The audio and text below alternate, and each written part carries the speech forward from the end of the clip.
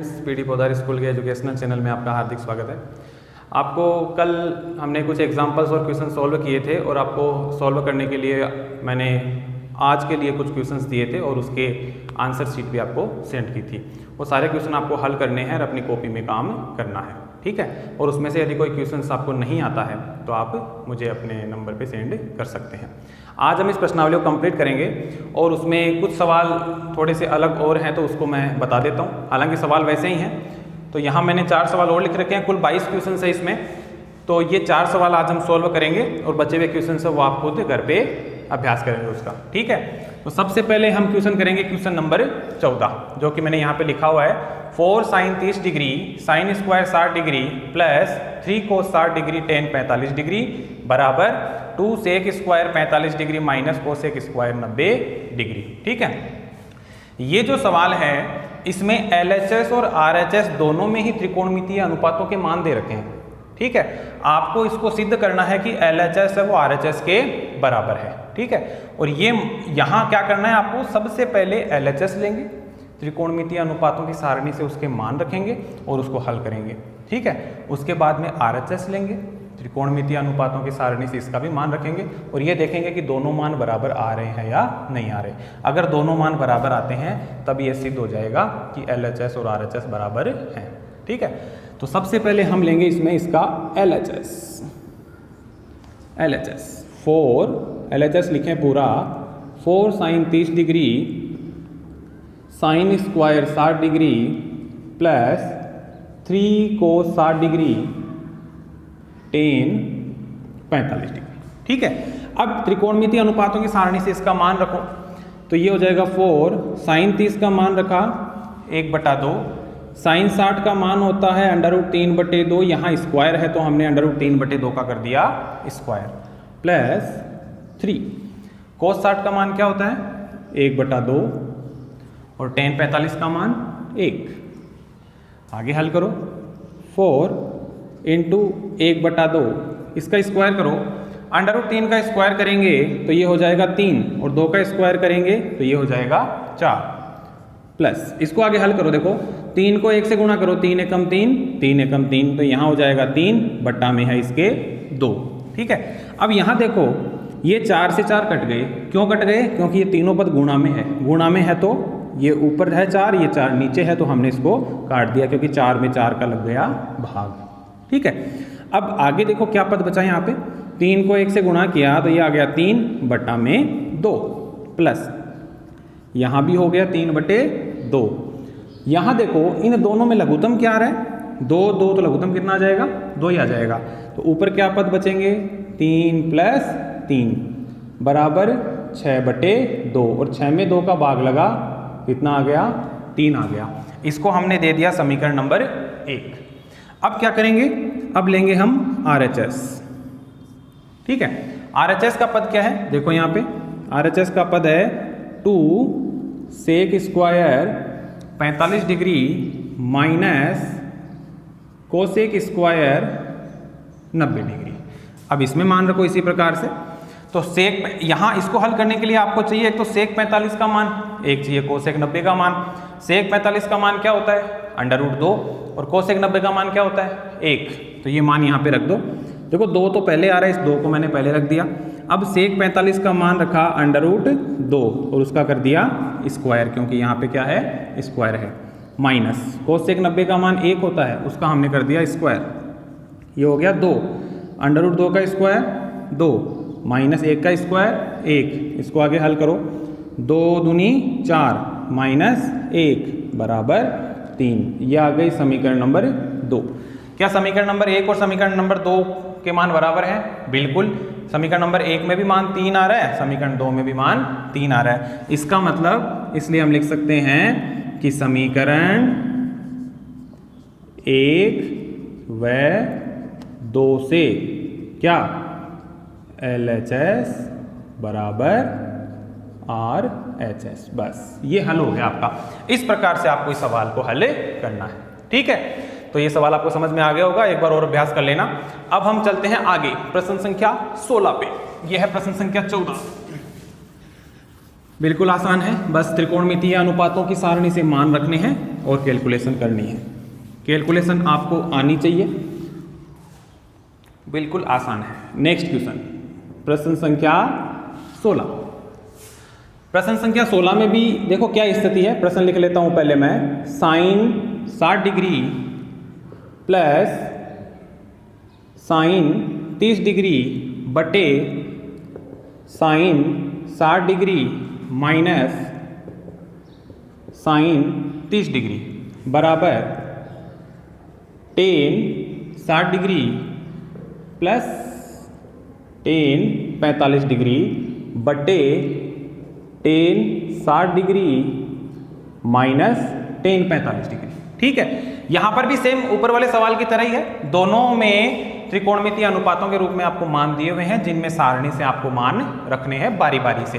पहले LHS लेंगे और फिर RHS लेंगे। तो यहां सबसे पहले मैं ले लेता हूं LHS। ठीक है, LHS का पहले पूरा मान लिख लो। क्या लिखा हुआ है यहाँ पे?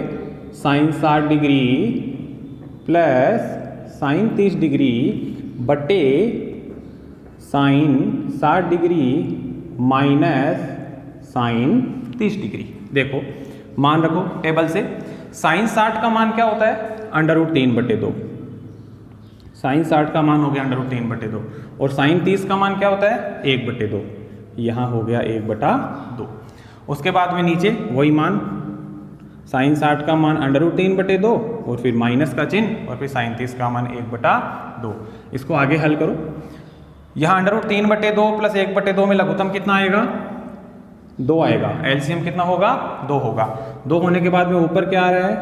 देखो 2 आ रहा है तो 2 में 2 का भाग लगा 1 आया, √3 से गुणा किया तो √3 ही आ गया। फिर इस 2 में 2 का भाग दिया, एक बार गया, 1 को 1 से इंटू किया, 1 आ गया।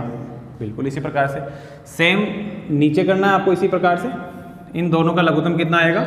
2 आएगा। तो ऊपर क्या आएगा? √3 माइनस 1।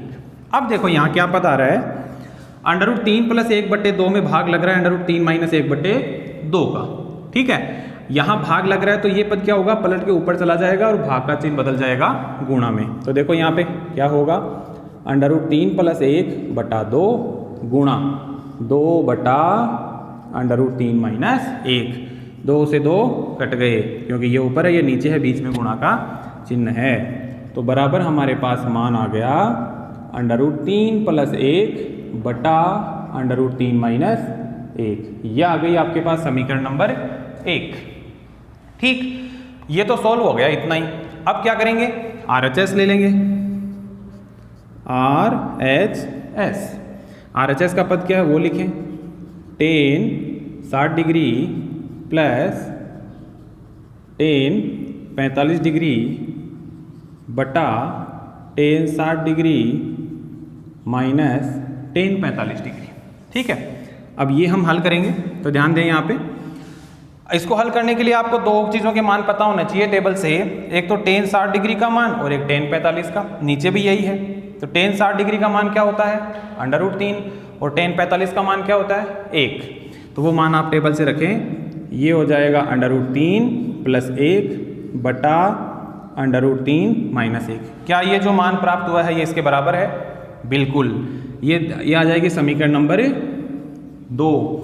तो हम कह सकते हैं इसलिए समीकरण 1 व 2 से LHS बराबर RHS। ठीक है, तो ये हो गया क्वेश्चन नंबर 16। अब बीच के क्वेश्चन है वो आपको करने हैं, आपको सेंड कर दिए जाएंगे। आगे जो हम हल करते हैं क्वेश्चन नंबर 21। क्वेश्चन नंबर 21 में 3 पार्ट हैं, जिसमें से मैं सेकंड पार्ट ले रहा हूं। इसके 2 पार्ट हैं वो आपको हल करने हैं। अगर नहीं आता है तो आपको बता देना है। तो आगे हम लेते हैं क्वेश्चन नंबर 21 का सेकंड पार्ट। क्या है क्वेश्चन नंबर 21? क्वेश्चन नंबर 21 जो है उसका हम लेते हैं सेकंड पार्ट। क्वेश्चन लिखे पहले क्या है, ये देखो नीचे वाला क्वेश्चन है आपका। टेन 2 अक्स बराबर 2 टेन अक्स बटा 1 माइनस टेन स्क्वायर अक्स। ये क्वेश्चन है, ये भी इन्हीं की तरह ही है। यहाँ पे बस कोणों के मान नहीं दे रखे आपको, यहाँ पे क्या दे रखा है, अक्ष के रूप में दे रखे हैं, लेकिन आपको ऊपर अक्ष का मान भी बता रखा है। तो आपको करना क्या है, अक्ष का जो मान यहाँ बता रखा है, इस मान को यहाँ से उठाकर यहाँ रख देना है। यहाँ जब इन मान को रखेंगे तो ये जो प्रश्न है ये इन्हीं रूपों में बदल जाएगा। कैसे, तो ध्यान दो, यहाँ पे प्रश्न ये कह रहा है कि अक्ष बराबर आपको रखना है 30 डिग्री, अक्ष बराबर 30 डिग्री रखने पर, चूंकि अक्ष बराबर 30 डिग्री रखने पर ये मान आप यहाँ रखो एक बार, क्या बनता है देखिए, tan 2 इंटू 30 डिग्री। देखो tan 2 अक्ष है, यानी अक्ष के गुणा में 2 है, तो यहाँ पे हमने रखा tan, फिर ये रखा 2 इंटू अक्ष की जगह रख दिया 30 डिग्री बराबर, यहाँ भी ऐसा ही करना है, 2 tan और अक्ष की जगह क्या रख दिया 30 डिग्री बटा 1 माइनस tan स्क्वायर 30 डिग्री। ठीक है, जहाँ जहाँ अक्ष था वहाँ वहाँ हमने 30 रख दिया। अब ये क्या बन रहा है, देखें इधर, ये बन गया यहाँ पे tan 60 डिग्री, 30 को 2 से इंटू किया 60 हो गया, बराबर 2 tan 30 डिग्री बटा 1 माइनस tan स्क्वायर 30 डिग्री। अब देखो टेबल से हमें मान रख देने हैं। ठीक है, तो सबसे पहले हम रखेंगे tan 60 का मान। तो tan 60 का मान क्या होता है, √3 होता है। क्या होता है, √3 बराबर 2, दोनों को एक साथ हल कर सकते हैं, कोई दिक्कत नहीं है, LHS और RHS बराबर आनी चाहिए। tan 30 का मान देखो, tan 30 का मान होता है 1 बटा √3, फिर आगे चलो 1 माइनस, ये है tan स्क्वायर 30, तो tan 30 का मान रख दो 1 बटा √3 और उसका कर दो आप स्क्वायर। ठीक है, बराबर ये तो हल हो गया, बस अब इसको हल करना आपको। 2 को 1 से गुणा किया तो ऊपर तो हो गया 2 बटा √3, यहाँ नीचे क्या हो गया 1 माइनस, देखो 1 का स्क्वायर किया तो बन गया 1 और √3 का स्क्वायर किया तो √ हट गया। अब यहाँ देखो, यहाँ था आपके पास 1, इसके नीचे हम 1 लिख सकते हैं। ठीक है, ताकि आगे लघुत्तम लें, कोई दिक्कत नहीं आए। ये हो गया 2 बटा √3 बटे, यहाँ देखो नीचे लघुत्तम कितना आएगा 3, संख्या है 1 और 3, इन दोनों का लघुत्तम आएगा 3। 3 में 1 का भाग लगाया, 3 बार गया, 3 को 1 से गुणा किया तो ये हो गया 3, माइनस 3 में 3 का भाग लगाया, 1 बार गया, 1 को 1 से इंटू किया, 1 आ गया।